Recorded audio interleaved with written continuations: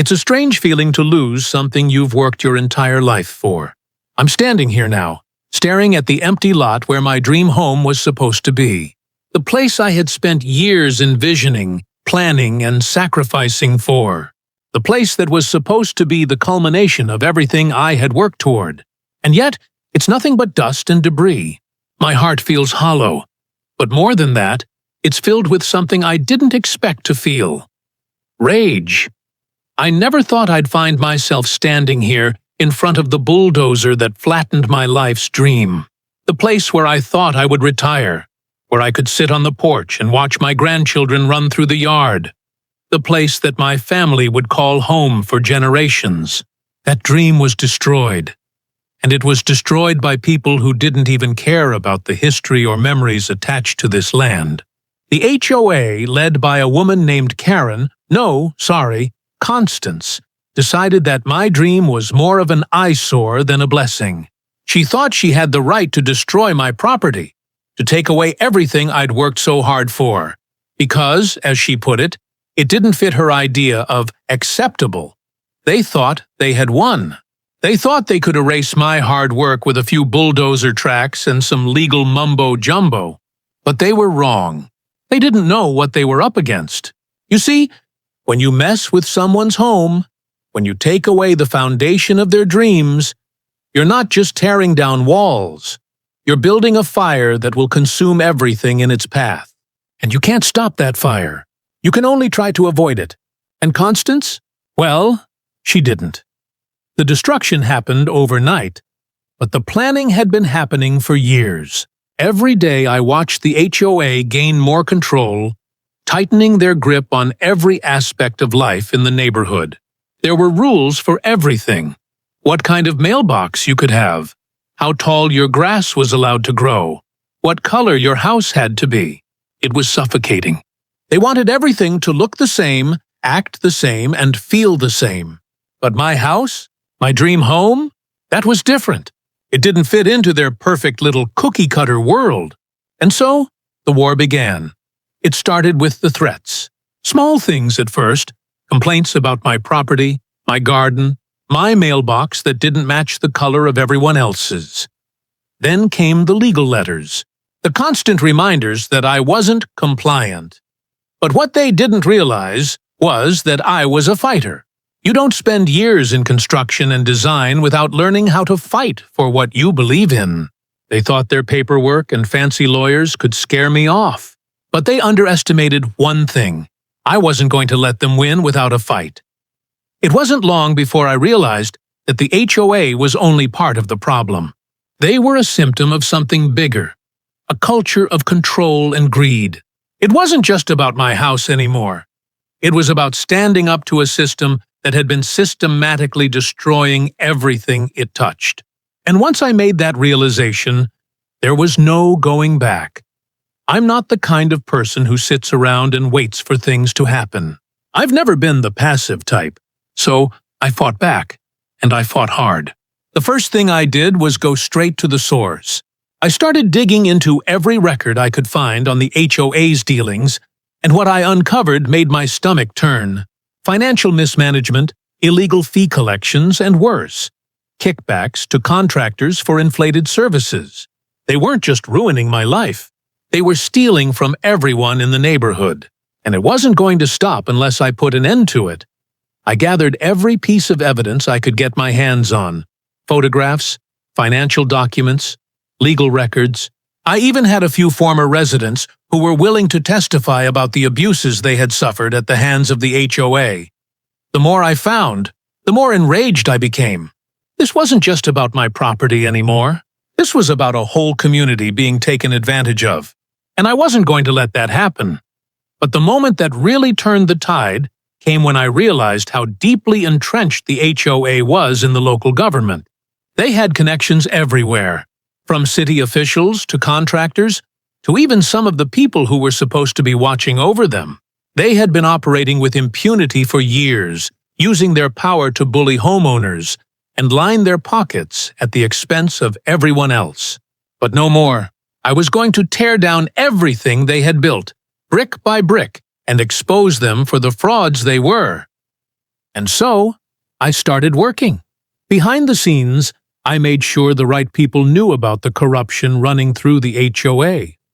I contacted attorneys, shared my findings with local investigative journalists, and began talking to neighbors who had been afraid to speak out before. Slowly but surely, the support grew. I wasn't just fighting for my dream home anymore.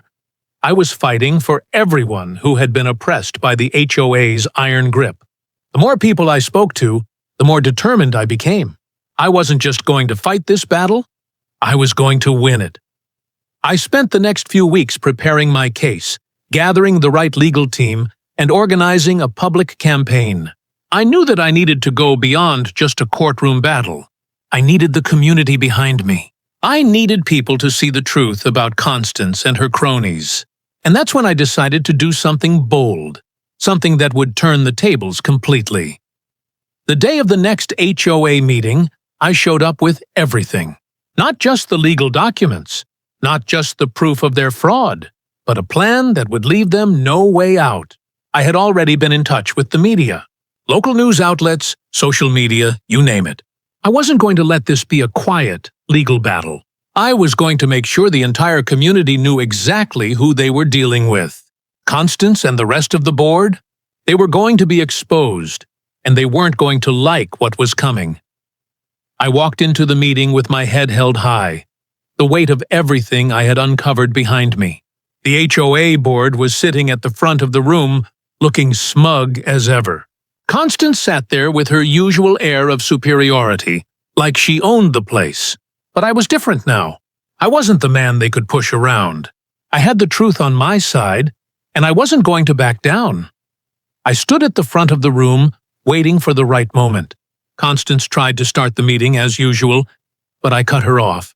I raised my hand and, without hesitation, announced that I would be presenting a full investigation into the HOA's corruption. The look on Constance's face was priceless, pure shock mixed with a hint of fear. She had no idea what was coming.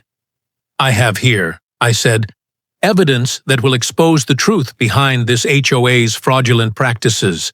I'm not just fighting for my dream home. I'm fighting for every homeowner who's been taken advantage of by your corrupt system." I began pulling out documents, one by one, showing the public how the HOA had been overcharging for services, taking kickbacks, and making life hell for anyone who dared to question their authority. The room was silent at first, but as I continued to expose the truth, the tide began to shift. Whispers started to spread, eyes widening in disbelief as the truth came to light. By the time I was done, Constance had lost all her composure. Her hand shook as she tried to make excuses. But it was too late. The community had seen what she was, and they weren't about to let her get away with it. The meeting ended in chaos, with the board members scrambling to distance themselves from the mess they had created. But the damage was done. Constance and her cronies were done for. The media coverage was immediate, and within days, the entire community was talking about the corruption that had been going on right under their noses. For me, it wasn't just about the victory. It was about knowing that I had taken back what was mine. Not just the house, but the community that had been affected by these parasites. And as for Constance, she had thought she could destroy my dream. But in the end, she had just built the foundation for my victory. The real beauty of it all? I wasn't done yet. The fight wasn't over. This was just the beginning. After that night, when everything seemed to come crashing down for Constance, I thought I'd feel a sense of relief. I thought I'd finally be able to breathe, that I could let the weight of it all wash away. But there was something about the victory that didn't sit right with me. It was like the moment I had waited for had come and gone. But all I felt was emptiness. It wasn't just about the dream home anymore. It was about something bigger. Something that I hadn't fully realized until after everything came to light. I had spent years working toward that house, not just physically, but emotionally. That house was supposed to be a safe haven, a place to retreat to when the world got too overwhelming. I had poured everything I had into designing it, building it with my own hands, crafting a life around it. It was meant to be a symbol of success, something that reflected who I was and what I stood for. And then, just like that, it was taken from me. But what really hit me wasn't just the loss. It was the realization of how fragile everything was. The foundation I had built, my dream, my life, my family's legacy, could be upended in an instant by people who had no regard for anything but their own control.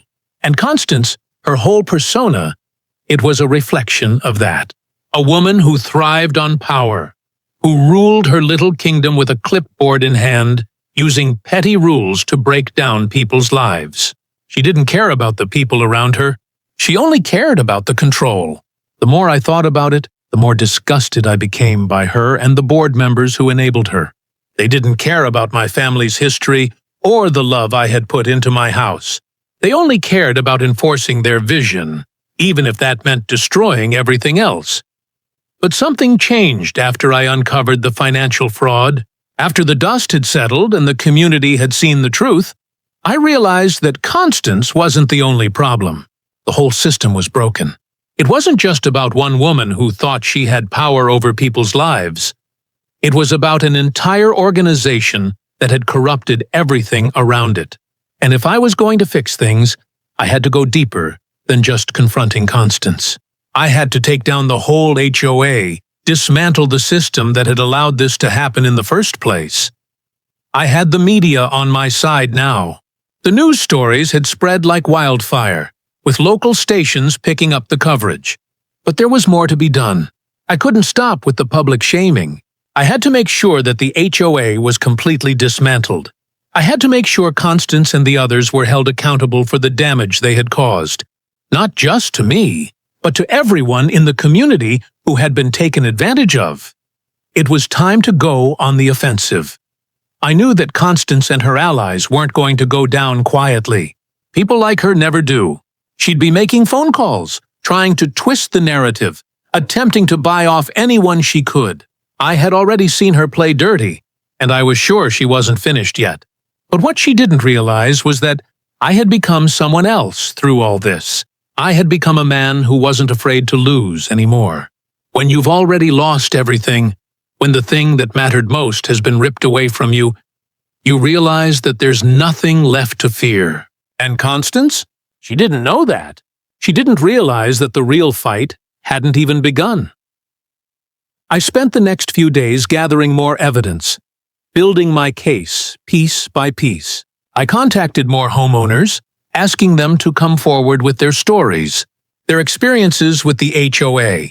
I talked to anyone who had been pushed to the edge by Constance's rules, people who had been silenced, ignored, or punished for daring to question her authority. The more I heard, the more I realized how far this had gone. It wasn't just about the rules. It was about power. Power that Constance had wielded to tear down the lives of everyone who crossed her. People had lost their homes, their savings, their peace of mind because of her, and that had to stop. As I dove deeper into the HOA's financial records, I began to uncover more than just a few small discrepancies. This was massive. Kickbacks, fraudulent invoicing, unnecessary fees. Constance had been siphoning money out of the community for years. The whole neighborhood had been her personal cash cow. The more I uncovered, the more I realized that this wasn't just a personal vendetta anymore. This was about justice for everyone who had been harmed. It was clear to me now. The neighborhood wasn't just a collection of homes. It was a broken community, kept in line by fear, by the belief that they were powerless to fight back. But I was changing that. I wasn't going to let them continue to live in silence. I wasn't going to let them continue to be afraid. The more I got involved, the more I realized that there was strength in numbers. If I could rally enough support, if I could get enough people to stand with me, we could take down the entire HOA. We could take back our neighborhood. I started to meet with people one by one. Lyle, my neighbor, was one of the first to come to my side. He had lived in Pinewood Shores for over 30 years, and he had seen it all. The rise of the HOA, the slowly growing control, the rules that seemed to come out of nowhere. He had felt the grip tighten around the neighborhood, but he had always been too afraid to speak out. But when he saw the evidence I had uncovered, he was ready to take a stand. It wasn't just him. Other neighbors, some who had been afraid to speak for years, came forward with their own stories. The more I spoke with them, the more it became clear. They were all waiting for someone to give them permission to fight back. They were all waiting for a leader to show them how. And as I began to piece it all together, I realized that I had become that leader. The next step was clear. We had to take action. We had to gather evidence, speak to the right people, and take this to court. But even more importantly, we had to make sure that everyone knew what had been happening in Pinewood Shores. The truth needed to come out. We had to expose Constance for what she was, and we had to make sure that she couldn't do this to anyone else again. I couldn't fight this battle alone. It wasn't just about me anymore. It was about every single homeowner who had been bullied, intimidated, or cheated by the HOA. And the more I thought about it, the more determined I became to win, not just for myself, but for all of us. I knew the road ahead wouldn't be easy. I knew that Constance and the others would fight back with everything they had. But I also knew that I had something on my side that they didn't. The truth. And once that truth started to spread, there would be no turning back. The HOA had made a huge mistake in thinking they could tear down my dream. They had no idea what was coming next. This wasn't just about winning anymore. This was about making sure no one ever had to go through what I went through. This was about reclaiming the community, about giving people the power to fight back. And Constance? Well, she was about to find out that the real fight had just begun. The moment I started thinking bigger, I realized just how deep the rot ran. I wasn't just fighting for my home anymore, or for the people who had already spoken out. Now, I was fighting for the entire community. The more I learned, the clearer it became. The HOA's grip on Pinewood Shores was stronger than I ever imagined. It wasn't just about a few petty rules or power-hungry people enforcing their will.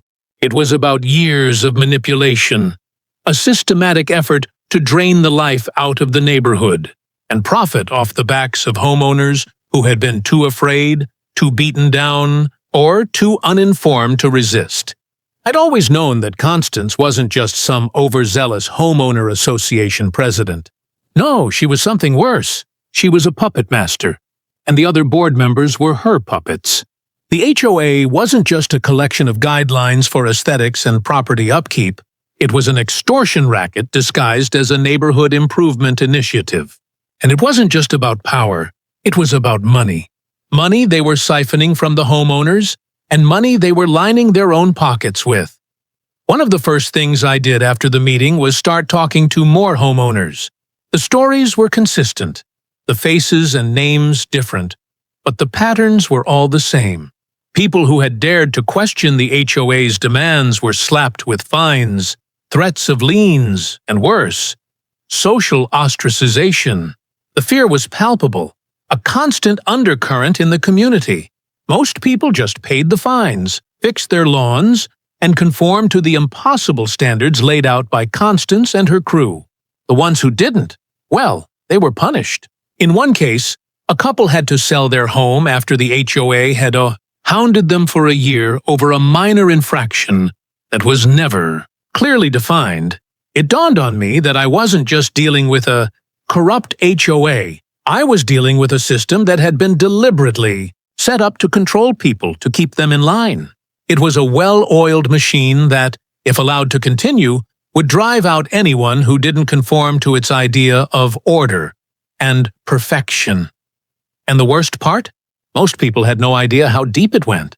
The board members, the contractors, even the lawyers involved were all in on it, making money off the backs of the residents. And Constance? She was the ringmaster, orchestrating it all with a smile that could melt ice. It wasn't just about a personal vendetta anymore. It was about the bigger picture. The entire community was being taken advantage of, and no one was doing anything about it. But I was going to change that. I wasn't going to sit back and watch them destroy everything I had built. not when I had the chance to expose the truth. I began to rally the community. I held more private meetings, meeting with homeowners one-on-one, sharing what I had uncovered about the HOA's illegal activities. At first, people were hesitant to speak out. It wasn't easy. The fear of retaliation was still fresh in their minds. But as more and more residents came forward, I saw something change. A fire sparked in their eyes. People who had once cowered before the HOA now stood tall, ready to fight back. I started organizing a group of homeowners, people who were fed up, people who were ready to see justice done. I'll admit, part of me was still hesitant. I wasn't sure what I was getting myself into. This was no longer just about me trying to get my property back. This was about taking down a whole system. A system that had been embedded in Pinewood Shores for years. But as the community began to unite, I felt the momentum building. There was power in numbers. And the more people I spoke to, the more I realized we had a chance to take back what was rightfully ours. I wasn't naive enough to think it would be easy. Constance wasn't going to roll over just because a few people were angry. No, she was going to fight back, hard. But we had something she didn't. The truth. And that truth, once it came to light, would change everything. I started pulling together the pieces. I reached out to a lawyer who had experience with HOA cases. Someone who wasn't afraid to take on the powerful. I began gathering evidence on the HOA's financials, digging deeper into their spending and their connections with contractors and vendors. The more I looked, the worse it got. I found invoices that were inflated beyond belief, payments made for services that were never rendered, and kickbacks that went straight into the pockets of Constance and her cronies. I also began compiling testimonies from other homeowners who had been harassed, intimidated, or outright bullied by the HOA. It wasn't long before I had a solid case. But I knew this wasn't just about winning in court. It was about winning in the court of public opinion too. I began reaching out to local news stations, gathering more media attention. I needed this story to go viral. I needed people to understand what was happening in Pinewood Shores. And I needed Constance to know that she couldn't just bully people into silence anymore. I remember one conversation I had with a woman named Sandra, an older woman who had lived in Pinewood Shores for over 40 years. She was one of the most vocal advocates for the HOA, someone who had supported it when it first started. But after Constance's reign of terror, Sandra had become disillusioned. She told me about the fines, the threats of eviction, the way the board had torn apart friendships and families. Sandra said something that stuck with me.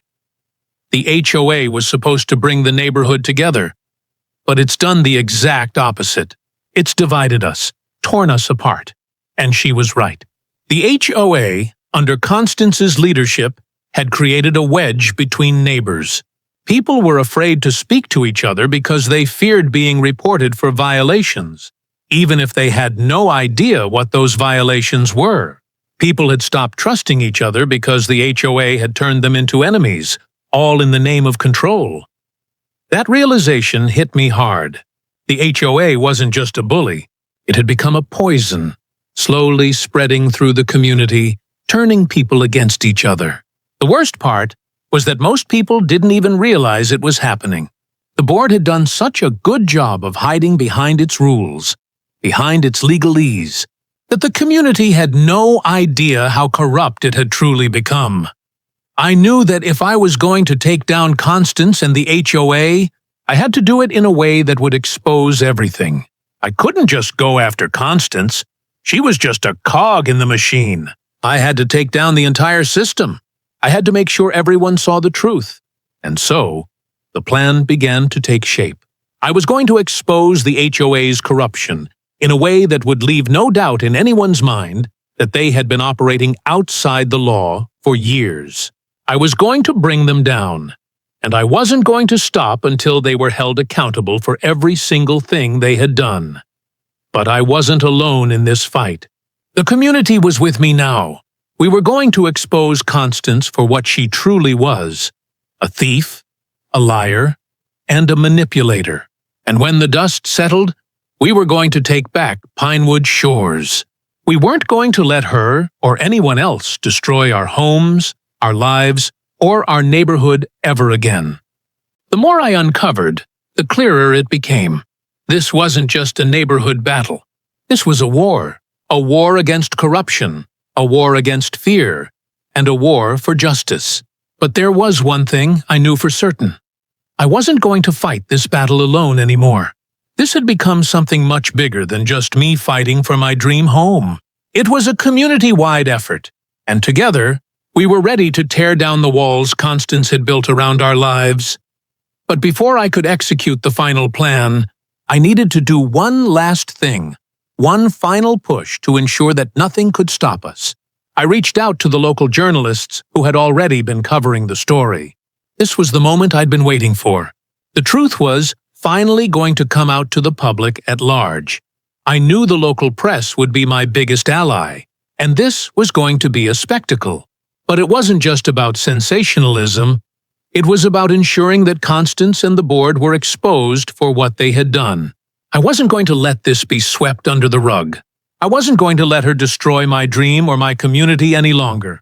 I contacted the reporters, telling them that the HOA was about to face their reckoning. I had the financial documents in hand, the testimonies from the neighbors, and the hard evidence of fraud, kickbacks, and the widespread abuse of power. The press was ready to go public, and I was ready to meet them head-on. The meeting was scheduled, and I knew it was time to finally confront Constance and the whole board, once and for all. The moment arrived, and I walked into the room with a sense of calm I hadn't felt before. I had everything I needed: the documents, the evidence, and, most importantly, the community behind me. Constance didn't know what was coming. She thought she was still in control, but she was about to learn a hard lesson in humility. The HOA meeting was already tense as Constance sat at the head of the table, looking like the queen of her little kingdom. She gave that fake smile of hers as she greeted the room. It was the same condescending tone, the same sense of superiority. But this time, it felt different. This time, the people around her weren't intimidated. They weren't afraid of her anymore. This time, they knew the truth. I stood up at the front of the room, and for a moment, I felt the eyes of everyone on me. I had everyone's attention now. The room was silent, and I could feel the anticipation in the air. There was no going back now. It was time to finish this. I started by pulling up a slide on the projector. Images of the HOA's fraudulent activity, invoices, kickbacks, and all the financial discrepancies I had found. I could see Constance shift uncomfortably in her seat. She knew what was coming, but she wasn't ready to face it. She tried to interrupt, to assert her control over the situation, but I wasn't going to let her. "Constance," I said, my voice steady, "for years, you've manipulated and intimidated this community, exploiting every single person in Pinewood Shores for your own gain. You've stolen from the very people who trusted you, and it's time the truth came out."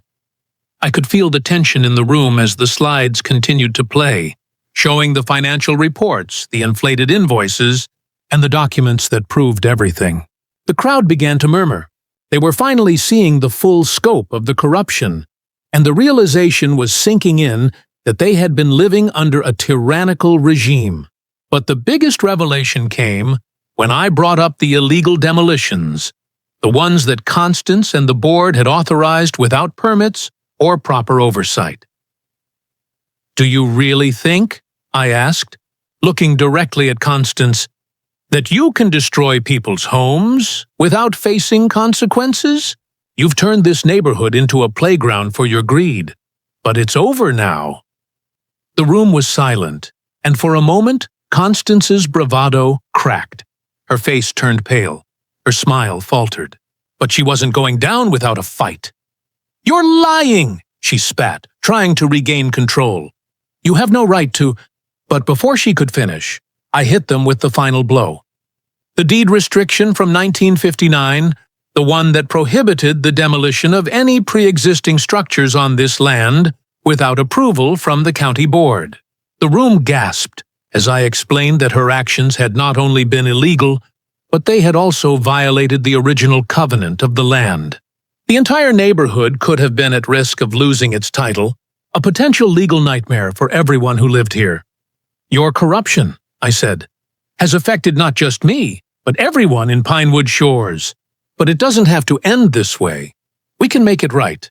At that moment, everything changed. The board members who had supported Constance for years suddenly seemed unsure of themselves. The weight of the evidence was too much. The neighbors, who had once been silent and afraid, were standing up one by one, showing their support for what I was doing. The tide had turned, and as for Constance, she was cornered. As the room erupted into chaos, with voices shouting in disbelief and anger, I stood there, watching the fall of the woman who had thought she could destroy me. I knew we had won, but we weren't done yet. The next few weeks were a whirlwind of legal proceedings, press coverage, and, ultimately, the downfall of the HOA. Constance and the rest of the board were charged with multiple felonies, including fraud, conspiracy, and the illegal destruction of property. The news stations picked up on the story, and it went viral. The community was buzzing with the knowledge that the people who had been causing so much harm for so long were finally being held accountable. As the days went by, I started to see a transformation in Pinewood Shores. The fear that had once paralyzed everyone was replaced with a sense of empowerment. People who had kept their heads down for years were now speaking up, taking pride in their homes and their community.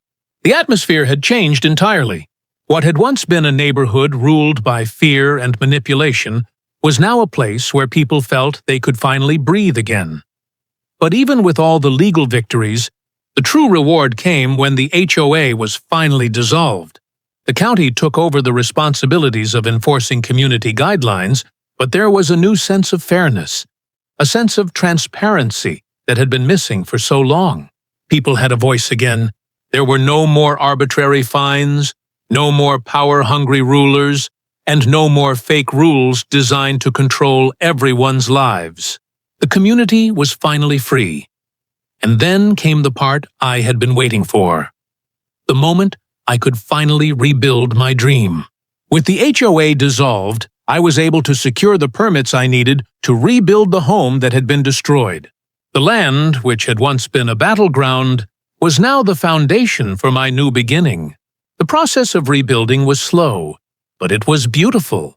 I was able to design the house exactly as I had envisioned it, incorporating everything I had learned through this entire journey. In the end, it wasn't just about rebuilding my house, it was about rebuilding my life, my legacy, and my sense of peace. My dream home had been destroyed, but it had been replaced with something stronger. Something that couldn't be torn down by a corrupt system or by people who didn't care. The community stood with me, and together, we had rebuilt more than just houses. We had rebuilt trust, and we had rebuilt hope. And in the end, we had made sure that the people who tried to tear us down learned one very important lesson. Never underestimate the power of a community that refuses to back down.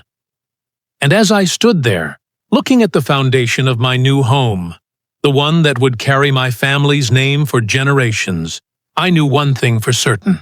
The battle had been worth it.